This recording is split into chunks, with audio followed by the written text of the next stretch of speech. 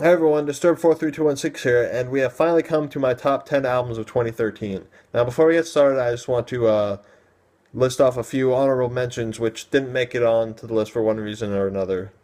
Either they weren't good enough, or they just missed it, or there's just some other issue that prevented it from making on the list. First one is Five Finger Death Punches, The Wrong Side of Heaven, The Righteous Side of Hell, Volume 2.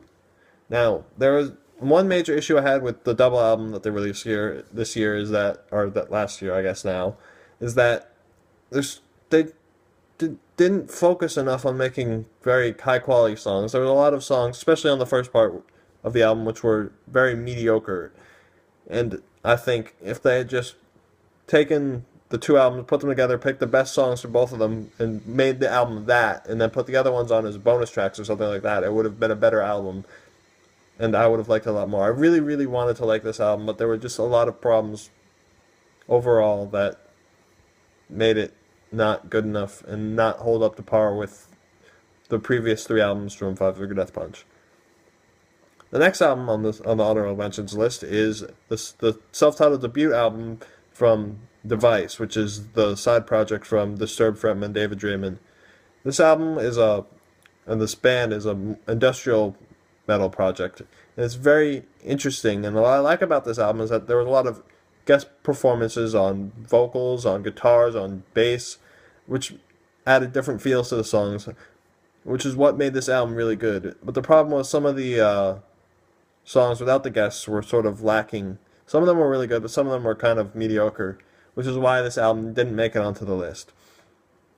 The last album on this list is Into the Everblack by the Black Dahlia Murder. This album almost made it on the list, but there were other albums that I liked a little bit better that made the cut, so it is the number one album of the honorable mentions list, but it just wasn't able to make it to the actual list. Now, let's get into that list. Without further ado, here are my top 10 albums of 2013. Number 10, The Divinity of Purpose by Hatebreed. This is a really great album. And while it is what you'd expect from Hatebreed, that sort of mosh pit, hardcore sound, where you just want to beat up people in a mosh pit and stuff like that, but it is still a very, very high quality album. Every song is very good in my opinion, and there is not a single song on this album that I do not like. And my favorite song on the album is the title track, which is more pulled back for Hatebreed, and it's sort of a more uplifting emotional type song instead of the typical songs you expect from Hatebreed, which are more about like fighting or honor and stuff like that. But this is a very good album. It's very much deserving of being on the top 10 list. And I like it, again, like I said, a little bit better than the Everblack album, which is the two of them were in competition for the number 10 spot, but this one ended up taking that position. Number 9, The Devil Put Dinosaurs Here by Alice in Chains.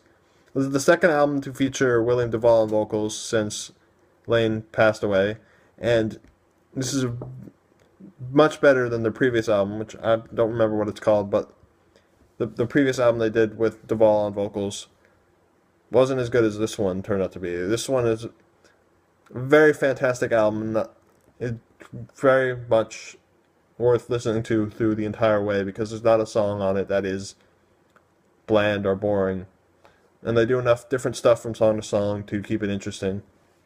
It's definitely one of the best albums Alice in Chains has done, although still not quite as good as Dirt, which in my opinion is their best album they ever made, and they can't really top that. Number 8, War of Will, the second album from Battlecross. I first heard of Battlecross in 2012 when they opened for Five Finger Death Punch, and they blew me away with their live performance, even though they only played a few songs. But I started checking out their music, and the first album was really good, but this one is just amazing and just completely blows it out of the water. The guitar tone and sound and solos and stuff are all insane and much, much better production-wise than the first album. And their vocalist is really coming to his own with his wide range of high screams, low screams, and growls and stuff like that. It just has an amazing range, and it makes for a very good album, which is, if you don't know about Battlecross, they sort of make a blend of thrash metal and melodic death metal, and they do it very well. And this album definitely, definitely showcases that Number 7, Halo of Blood from Children of Bodom. This is the best album they've put out in a while. It sort of brings back that sort of old school melodic feel that they had on their earlier albums, which is sort of missing from their last few albums. Sort of starting with their change of sound on Are You Dead Yet, which was still a very good album. But the two albums they put out after that really didn't like live up to the potential that this band has because they are very, very, very talented musicians. Definitely worth checking this album out. Every song on this is very good and has that old school melodic Children of Bodom feel that was missing on the last couple of albums. Number 6, Hail to the King from Avenged Sevenfold. Now, a lot of people like to criticize this album. They either say it's just a bad album, or it's just not as good as their other albums, or they're ripping off Metallica or something like that, which I do admit there is a lot of influence from Metallica's Black Album, but there's also enough of that signature Avenged Sevenfold sound from M. Shadow's very unique vocals, or Sinister Gate's unique and easily recognizable melodic guitar sound. And they put that together with elements that influenced them from Metallica's Black Album or from like old school Black Sabbath and stuff like that, and they put it together to make a very, very fantastic album, which I feel is more focused than some of their previous albums, like Nightmare and then their self-titled album were sort of all over the place with different types of music. Like there were more metal songs, so they even had some like country-esque songs.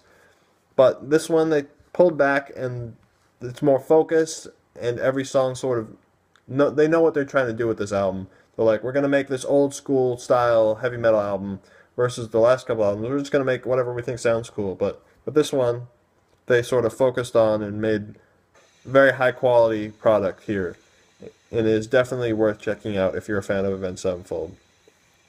Number 5 is 13 from Black Sabbath, which features 3/4 of the original lineup of Black Sabbath, with Ozzy Osbourne on vocals, Tony Iommi on guitar, and Geezer Butler on bass. Unfortunately, Bill Ward was not on this album on drums. Instead, filling in is the drummer from Rage Against the Machine.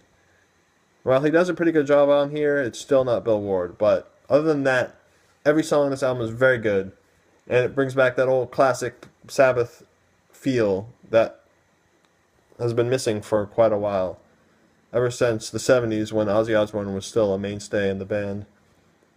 Every song on this album is amazing. They have the old like long 10 plus minute tracks, and all of them are just amazing. Tony Iommi's riffs are just as good as ever. He's still able to create new and amazing riffs. Has that nice, heavy, noticeable bass tone that is you can hear it throughout the entire album. And Ozzy's vocals are still amazing so many years on. Number 4. This isn't a full album, but it's the Other Side EP from Hell or High Water, which is the side project of Brandon Saylor from Betrayer, who's the drummer for that band and also did some singing. But in Hell or High Water, he's the lead vocalist, and his voice is amazing. There's only 5 songs in this EP, but every one of them is amazing. I've listened to this EP like 60 times or something like that. It's just amazing. These 5 songs are just, I just listen to it on repeat over and over and over. They're just amazing. While it's not a full album, I think it deserves a spot on this list just because of how high quality the songs were. Another interesting thing about this album was that it was entirely fan funded. Like, it was completely paid for by fans pre-ordering it or donating money and stuff like that. And they made 5 very high quality songs with that, and that's really cool that they don't even need a record label to promote their album. They did it all through fan funding, and that really shows the dedication of the fans too. And this is a very high quality band, and I can't wait to hear what they do next. Number 3, Vengeance Falls from Trivium. A lot of people didn't like this album because they thought there was too much Disturbed influence on it, which is partially created in their minds, but partially true, as David Draymond from Disturbed did produce this album, and he did give Matt Heafy some vocal tips.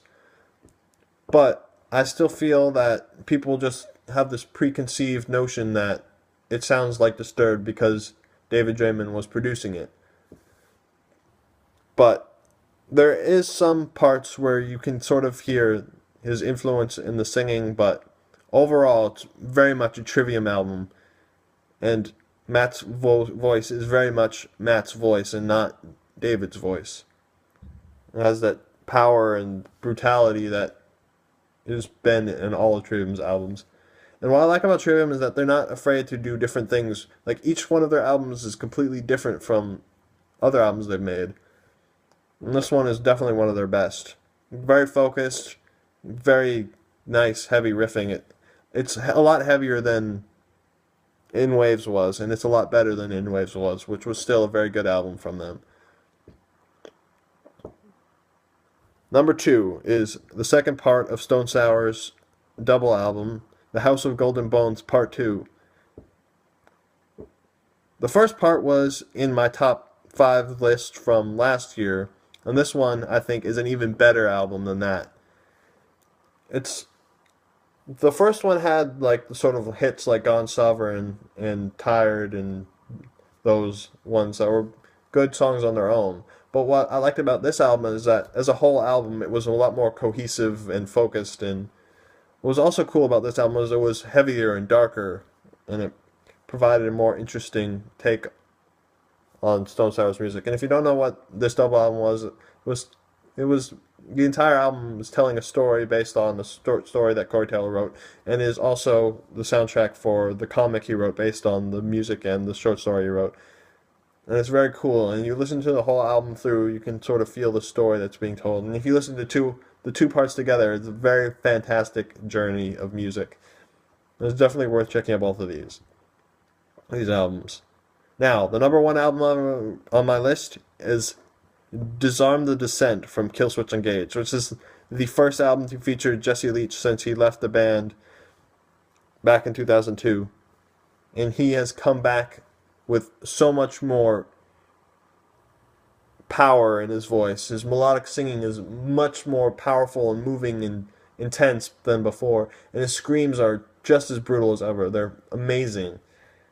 You can tell he's bringing a lot of his passion to this band, and I wouldn't have anyone else come in to fill in for Howard Jones after he left the band, who came in after Jesse left, and now Jesse's back, and he's just as good as ever. And this is one of the best albums that they've done.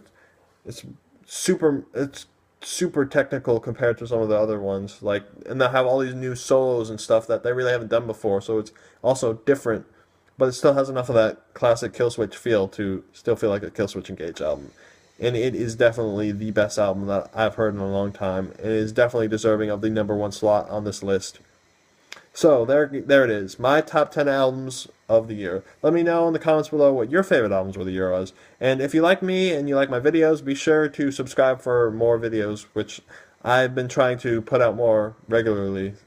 Since sort of last year, I sort of sporadically put out videos, but I definitely, this year, I want to put out a lot more videos and do more reviews of albums and more interesting topic reviews. So if you want to see more of that, be sure to subscribe. And I will see you guys in the next video I make.